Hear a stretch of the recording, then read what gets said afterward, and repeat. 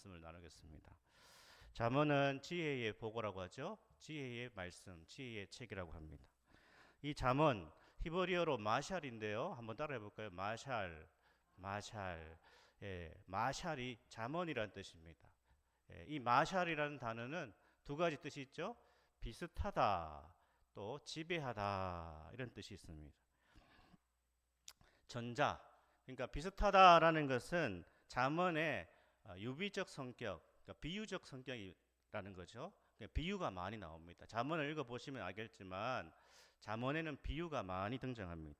그래서 이 비유적인 성격을 마샬이라는 단어에 포함되어 있고, 그리고 후자인 지배하다라는 것은 표본적 성격, 말이 어렵죠. 표본적 성격이라 하는데, 그러니까 어느 순간을 뛰어넘는 그 지배력을 가진다 이런 뜻이에요. 이 잠언의 진리는 경험적 진리죠. 그러니까 이스라엘 백성들이 인생을 살아오면서 이 진리를 터득했다라는 것입니다. 그 경험에 기초했다라는 것이죠. 근데 이것은 한 개인의 경험에 기초한 것이 아니라 하나님의 지혜를 포함하고 있고 하나님의 진리라는 측면에서 이것이 모든 것을 우리 삶을 지배할 수 있는 그러한 진리다. 그런 의미라는 것이죠. 이 잠언의 지혜는 매우 실제적입니다. 그래서 우리 신앙이 이 뜬구름 잡는 그런 이야기만 있는 것이 아니라 성경은 매우 실제적이다라는 측면에서 이 잠언은 굉장히 귀하다는 것이죠. 이 잠언의 말씀이 우리 인생에 적용되면요, 우리가 하나님의 사람으로 처신할 수 있어요.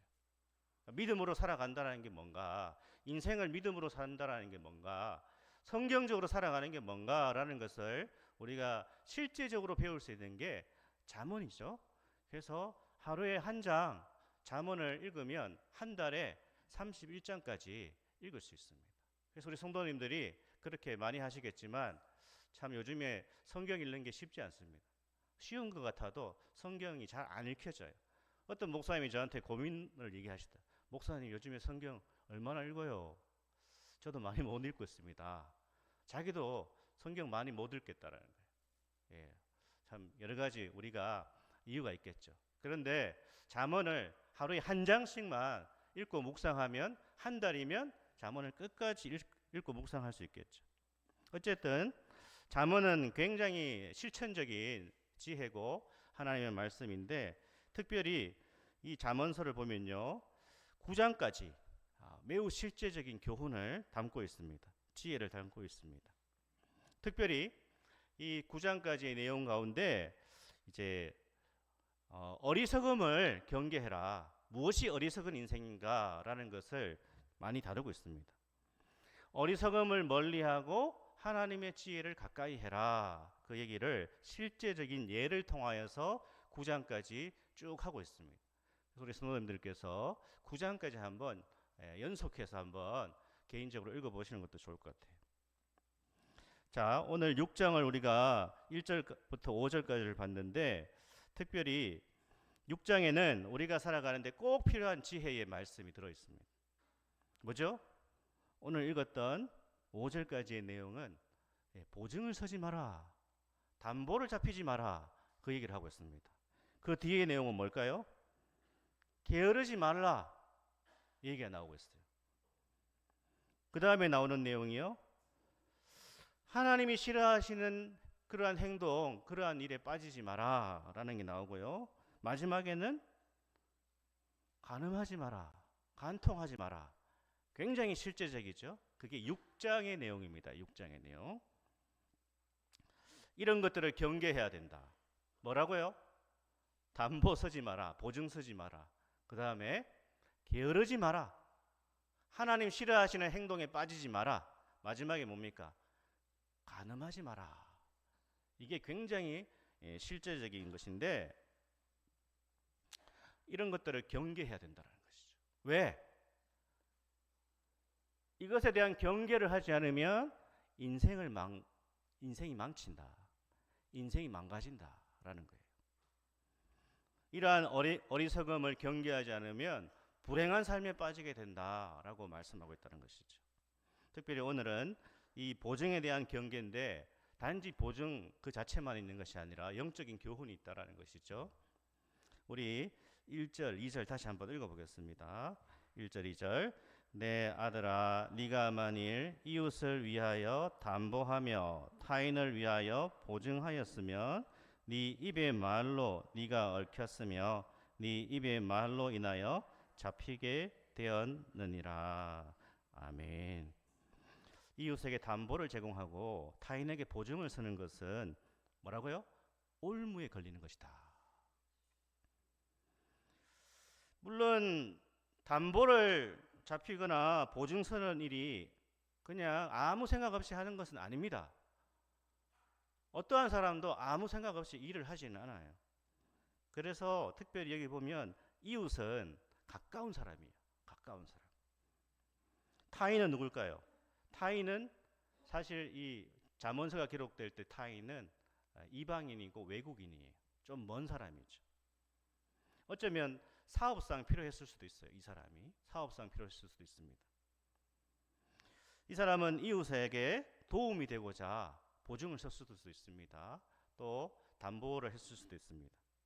그런데 이런 식의 담보와 보증은 결국 자신에게 큰 짐이 되고 만다. 그런데요, 오늘 잠언서에서 뭐라고 하죠? 얽혔다 이렇게 말합니다. 얽혔다. 덫에 걸린 새와 같이 된 것이다. 또 전쟁 포로처럼 잡히게 된 것이다. 이렇게 표현하고 있습니다. 우리 3절에서 5절을 또 한번 읽어볼까요? 3절에서 5절. 내 아들아, 네가 네 이웃의 손에 빠졌은즉 이같이 하라. 너는 곧 가서 겸손히 네 이웃에게 간구하여 스스로 구원하되 네 눈을 잠들게 하지 말며 눈꺼풀을 감기게 하지 말고 노루가 사냥꾼의 손에서 벗어나는 것 같이 새가 그물 치는 자의 손에서 벗어나는 것 같이 스스로 구원하라. 아멘.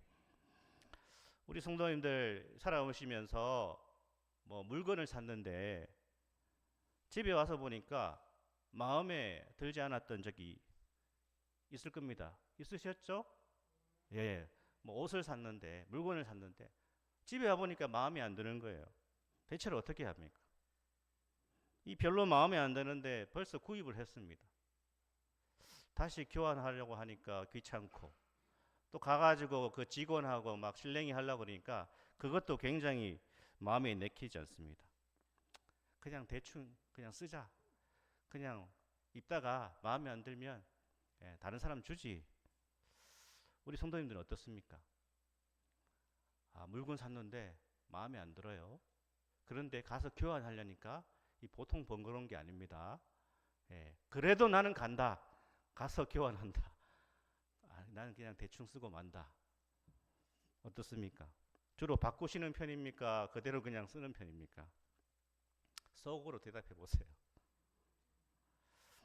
그런데 이런 뭐 옷이나 사소한 거는 뭐 크게 문제가 안 되는데 담보와 보증의 문제는 큰 거죠. 사소한 것이 아니라는 것입니다. 여기 잠언에 나오는 담보와 보증은요, 그 사람의 인생을 좌우할 만한 것이다 라는 의미예요. 큰 문제라는 거죠. 그래서 뭐라고 하죠? 4절에 보니까 네 눈을 잠들게 하지 말며 눈꺼풀을 감기게 하지 말라. 이게 무슨 뜻일까요? 잠도 자지 말고 빨리 가가지고 돌아가서 취소시켜라. 그런 의미예요. 해결해라.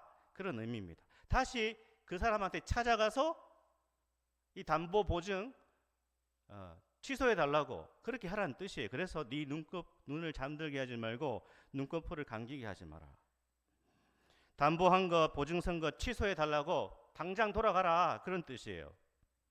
그 사람이 쉽게 취소를 안 해주려고 합니다. 그렇죠?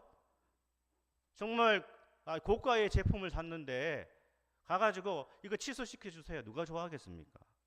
그런데도 어떻게 하라는 거죠? 포기하지 말고 당장 가서 취소시켜라. 뭐라고 합니까? 겸손히 네 이웃에게 간구해라. 다른 말로 하면 아주 사정사정을 하라는 거예요. 어떻게 해서든지 취소시키라는 거예요. 철회시키라는 것이에요. 그래서 여기 간구라는 표현도 하고 있습니다. 그 사람한테 가서 정말 무릎 꿇고 빌더라도 취소를 시키라는 거예요. 포기하지 말고 계속 하라는 거예요. 왜? 지금 돌아가서 해결하지 않으면 시간이 지나면 해결이 안 된다는 거예요. 한 달, 두 달 지나고 1년, 2년 지나면 이제 취소가 안 되는 거예요. 그러니까 빨리 차일피일 미루지 말고 돌아가라는 거예요. 왜냐? 5절에서 그랬죠? 이것은 노루가 사냥꾼의 손에서 벗어나는 것 같이 새가 그물 치는 자의 손에서 벗어나는 것 같이 해라. 노루가 사냥꾼의 손에서 벗어나지 않으면 어떻게 됩니까? 예? 죽잖아요. 노루는 어떻게 해야 됩니까? 사냥꾼의 그 올무에서 걸렸습니다. 노루가 살려면 어떻게 합니까? 죽을 힘을 다해가지고 벗어나야 되는 거 아닙니까? 발목에 피가 나고 피부가 벗겨지고 상처가 나도 정말 반드시 노루는 올무에서 벗어나야 죽지 않는 거예요. 새가 그물 치는 자의 그 손에서 벗어나야 된다. 그물에서 벗어나야 된다. 우리 성도님들은 어린 시절 어떠신지 모르겠지만 제가 주택에 살았는데 어린 시절에 그 당시에 참새를 많이 잡아서 먹었던 것 같아요. 마당에 아버지가 그물을 쳐놨어요. 참새 잡으려고. 그런데 놀라운 게 아침에 일어나면 참새 한두 마리가 진짜 그 그물에 걸려 있는 거예요. 그럼 어떻게 됩니까? 그 그물에서 못 벗어난 참새 어떻게 됩니까? 모르십니까? 참새구이 되는 거예요. 참새구이. 어떻게 해서든지 그 그물에서 빠져나가야 되는 거 아닙니까? 노루가 벗어나지 못하면 가마솥에 들어가는 거예요. 푹 삼키는 겁니다. 거기서. 낚시 좋아하시는 분 있을지 모르겠습니다. 낚시를 해보시면 아시겠죠? 물고기가 낚시 바늘에 걸렸습니다. 그 물고기가 걸려가지고 딸려오는데 물고기가 어떻게 하죠? 자포자기하면서 그냥 가만히 얌전히 이렇게 딸려옵니까? 쌩 난리를 부리죠. 왜? 그 바늘 빼고 들어가야지 사는 거 아닙니까? 물고기들이 이 낚시 바늘에 걸렸을 때에 막 엄청나게 발버둥을 칩니다. 그걸 뭐라고 합니까? 전문 용어로 아세요? 제가 낚시 좀 좋아해가지고 아는데 이런 걸 바늘털이라고 합니다. 바늘털이. 바늘을 틀고 빠져나와야 된다는 것이죠. 못 빠져나가면 그 물고기 어떻게 됩니까? 횟감되고 매운탕 되는 거죠. 그러니까 담보와 보증을 섰는데 빨리 가가지고 어떻게 해서든지 그걸 취소시켜라 라는 거죠. 이 말씀의 영적인 교훈을 우리가 생각해 볼 수 있습니다. 뭔가 우리의 삶의 인생에 문제가 생겼을 때에 그것을 깨달았을 때에 그 해결을 뒤로 미루지 말라는 거예요. 미루다 보면 어떻게 되는가? 호미로 막을 걸 가래로도 못 막는다. 그런 말이 있지 않습니까? 지금 해결할 수 있는 수준의 문제를 방치하다가 나중에는 손을 못 쓴다는 거예요. 우리가 병을 키운다고 하죠? 아니 문제가 있으면 빨리 가가지고 병원에 진단을 받고 치료를 받아야 되고 정기적인 검진도 해야 되는데 계속 미루는 겁니다. 병을 키우는 것이죠. 나중에 손을 못 씁니다. 의사들이 그래서 조기 검진을 하라는 이유가 정기 검진을 하라는 이유가 그래도 조기에 발견되면 이게 치유 확률이 높지만 늦으면 안 된다라는 것 아닙니까? 말로 해결할 수 있는 문제를 계속 미루다가 이제 말로 해결이 안 되는 거예요. 차일피일 미루다가 이게 나중에는 뭘 해도 손으로 해결이 안 되는 겁니다. 때가 중요하다. 이 말씀은요, 때가 중요하다. 우리 인생에 이 적절한 타이밍, 그 타이밍을 잘 포착하고 나아가야 된다라는 거예요. 사랑하는 여러분, 우리는 때를 잘 분별해야 됩니다. 타이밍을 잘 찾아야 된다는 말입니다. 이것은 우리 신앙의 영역뿐 아니라 우리 삶의 모든 영역에서 해결 방안을 빨리빨리 찾아나는 거예요. 인간관계든 직장의 문제든 사업의 문제든 또는 가정의 문제든 간에 빨리빨리 그 때와 타이밍을 찾아서 해결해 나가야 된다. 어떻게 해야 되죠?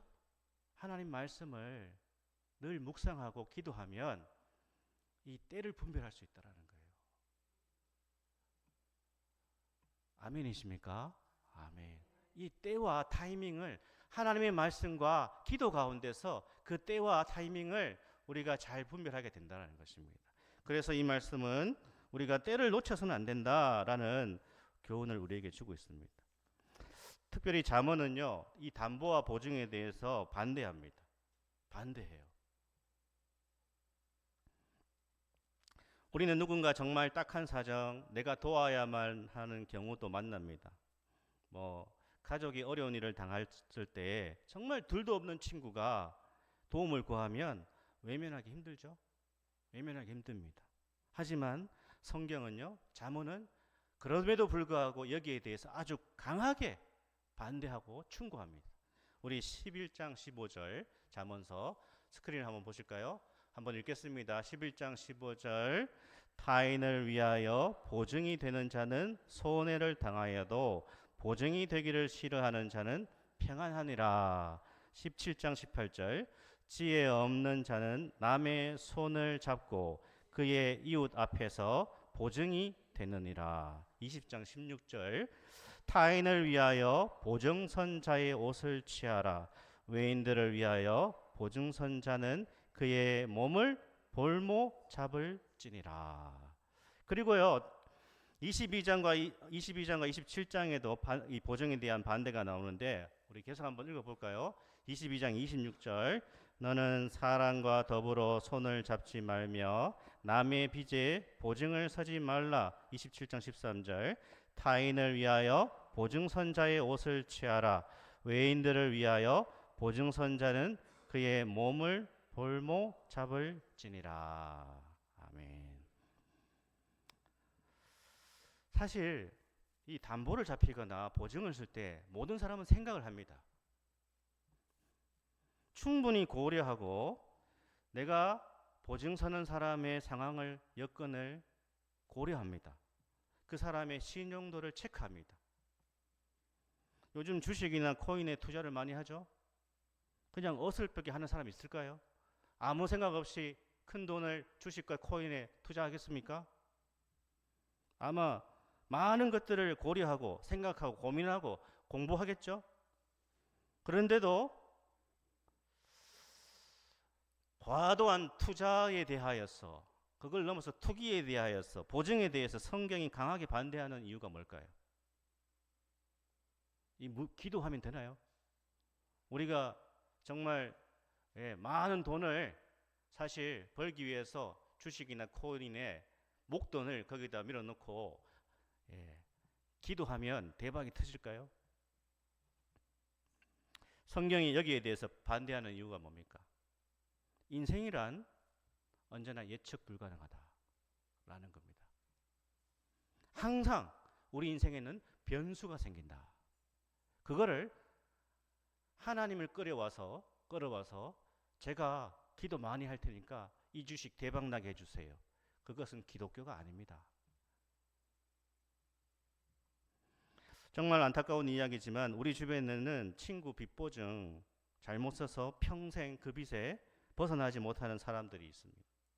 어떤 사람들은 자신이 열심히 땀 흘려 번 돈, 가족이 이 보증빚 잘못 써서 그거 갚느라 평생을 고통 가운데 사는 경우도 있어요. 연예인들 가운데도 그런 경우를 보지 않습니까? 어떤 사람은 주식으로 재미 많이 봤다는 사람, 그 사람 확실하다고, 그 회사 정말 탄탄해서 절대로 손해볼 일 없다고, 그래서 있는 돈 없는 돈 다 끌어다가 거기에 그 주식에다가 그 회사에다가 투자를 했는 거예요. 확신을 한 거예요. 확신. 이 사람은 정말 투자의 신이다. 그리고 이 사람이 여기 투자해가지고 엄청난 돈을 벌었다. 너무나 큰 확신을 가지고 있습니다. 그런데 어떻게 됐을까요? 인생이 예측 불가능하잖아요. 갑자기 미국의 대통령이 트럼프가 되면서 그 주식이 몰락했다라는 거죠. 그래서 엄청난 손해를 본 거죠. 그래서 잠언의 이 말씀은 너무나 실제적입니다. 보증이나 담보를 서지 마라. 아무리 가까운 사람, 정말 어려운 형편에 있는 사람도 그냥 네가 도울 수 있는 범위라면 네가 도울 수 있는 범위 안에서 그냥 도와라. 이렇게 말씀한다는 것이죠. 그 사람의 인생 전체를 네가 책임지려고 해서는 안 된다. 그 사람의 딱한 사정이 있는데 그 사람의 딱한 사정이 있을 때에 네가 도울 수 있는 한계 안에서 돕는 것은 괜찮지만 네가 네 인생의 그냥 전체가 흔들릴 수 있는 정도의 담보를 서게 되는 것은 네가 그 인생을 책임지는 그러한 행위다. 그 사람의 장래와 그 사람의 미래는 내 아이의 영역이 아닙니다. 그 사람의 장래와 그 사람의 미래는 하나님의 영역이라는 거예요. 하나님의 영역. 우리는 인생을 살아갈 때요, 하나님보다 앞서려고 해서는 안 된다는 거예요. 그 대상이 가족이든 자식이든 부모든 내가 내 모든 것을 다 바쳐가지고 그 사람의 인생을 책임지려고 해서는 안 됩니다. 우리는 하나님의 뒤를 쫓아가야 되고요, 하나님의 말씀을 따라가야 되는 것입니다. 그것이 지혜라는 거예요. 그것이 잠언이 말씀하고 있는 실제적인 지혜라는 것입니다. 사랑하는 여러분, 오늘 우리는 이 잠언의 말씀을 통하여서 단지 보증과 담보 얘기를 하고 있는 것이 아닙니다. 우리는 보증이나 담보뿐 아니라 때로 거절해야 되는 것을 거절할 수 있는 단호함이 필요하다는 거예요. 이것 역시 지혜다. 이것 역시 지혜라는 거예요. 여러분, 거절할 수 있는 것을 거절할 수 있는 것이 지혜고요, 이것이 담대함입니다. 아무리 가까운 사람이라고 해도, 부모 자식 간이라고 해도 거절해야 될 것은 거절해야 된다는 거예요. 우리는 믿음으로 살아가는 하나님의 백성이죠. 이 세상을 살아갈 때요, 옳지 못한 일, 신앙 양심에 꺼리는 일, 그런 일이라면 아무리 윗사람이 부탁한다 하더라도, 아무리 그 사람이 권세자라고 하더라도, 승진이 달려있다고 하더라도 이걸 내가 타협하지 않으면 현실적인 손해가 온다고 하더라도 거절할 수 있는 힘을 갖추고 있어야 되는 거예요. 그것이 진정한 지혜고 그것이 진짜 영혼의 힘이다. 그렇습니다. 안 되는 건 안 되는 거예요. 타협하지 말아야 될 것은 타협하지 않아야 됩니다. 내면이 강하지 못하면 거절을 못한 거예요. 자꾸 우리는 세상과 타협하고 하나님의 말씀과 세상의 이치와 타협하려고 한다는 것입니다. 사랑하는 여러분, 하나님의 말씀과 타협하시면 안 돼요. 하나님의 말씀과 세상의 이치를 타협하면 안 됩니다. 우리는 하나님의 말씀의 원리를 따라 이것이 아무리 현실적으로 당장 나에게 유익이 된다 하더라도 거절할 수 있는 것을 거절할 수 있어야 됩니다. 우리가 이런 식으로 거절을 못하고 타협하면요, 신앙생활에 발전이 없습니다. 신앙생활에 성숙이 없습니다. 신앙이 계속 그 자리에 머물러 있습니다. 정말 신앙생활의 이 맛, 하나님 말씀의 맛을 몰라요. 왜? 계속 현실과 타협하기 때문에. 하나님이 나와 함께 하신다는 확신이 약해집니다. 그냥 대충 종교생활에 머무는 것입니다. 왜요? 교회에 왔을 때는 하나님 말씀 듣지만 세상을 살아갈 때는 세상의 이치로 살아가기 때문에 그렇습니다. 이런 식으로 우리는 계속해서 살아갈 때에 그것이 쌓이고 쌓여서 인간적으로 무너지게 되고 때로는 인간적으로 폭발하게 되는 것입니다. 사랑하는 여러분, 거절할 것을 거절하고 타협하지 않아야 될 것과 타협하지 않는 이 힘은 어디에서 오는가? 이 힘은 어디에서 오는가? 하나님을 향한 신뢰에서 온다 라고 말씀하고 있습니다. 하나님을 정말 믿고 하나님의 말씀을 정말 믿으면 우리가 담대함을 소유할 수 있습니다. 말씀에 대한 확신에서 이 거절할 수 있는 힘이 오고요. 타협하지 않을 수 있는 담대함이 우리에게 주어지는 것이죠.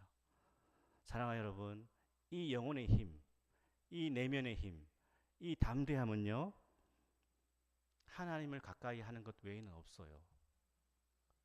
하나님을 가까이 하는 사람만이 거절할 수 있는 것을 거절할 수 있고, 타협하지 않아야 될 것과 타협하지 않는 그 힘은 하나님과 가까이 하는 삶에서 오는 것입니다.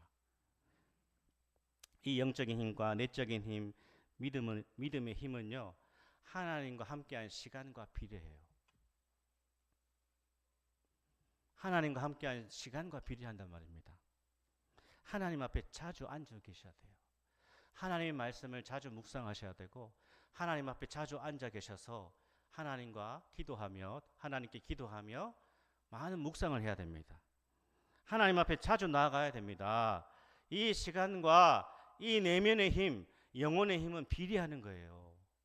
그래서 이 내면의 힘이 강해질 때에 우리는 아닌 건 아니에요. 거절해야 될 것은 거절해야 되는 것입니다. 이 담대함을 소유하기를 축복합니다. 아멘. 그래서 오늘 설교 제목을요, 냉정과 열정 사이라고 지었습니다.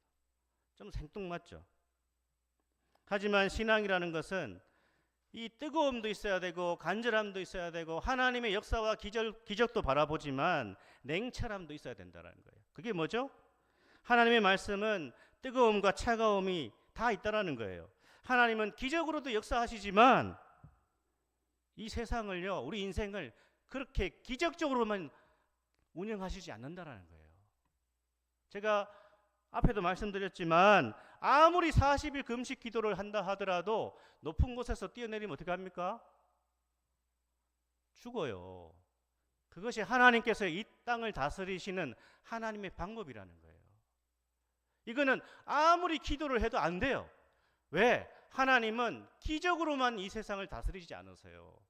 하나님은 하나님이 이 땅을 다스리는 자연의 법칙을 내셨고 또 이 일상의 모든 규칙을 통하여서 이 세상을 다스려 가신다는 겁니다.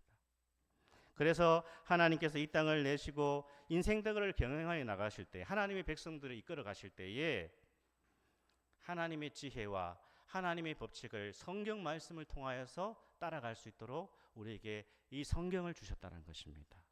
하나님의 말씀, 하나님 이 잠언의 지혜를 통해서 우리가 정말 실제적인 지혜를 소유하셔야 되는 거예요. 이 지혜와 생명의 말씀을 통하여서 우리 삶을 하나님이 통치하고 인도하시고 다스리고 계신다라는 말씀입니다. 오늘 이 말씀을 통하여서 소중한 때, 타이밍을 놓치지 않는 우리 삶의 모든 영역에서 이 때를 분별할 수 있는 이것을 이 지혜를 허락해 달라고 기도하시고 하나님보다 내가 더 앞서서 모든 것을 책임져야 된다라고 하는 그러한 어리석음을 범하지 않도록 기도하시고 또 거절해야 되는 것은 거절하고 거부할 것은 거부할 수 있는 이 영혼의 힘과 내면의 힘을 허락해 달라고 기도하며 언제나 하나님의 말씀을 통하여서 우리의 인생이 아름답게 경영되어 나갈 수 있도록 인도받을 수 있기를 소망합니다. 아멘.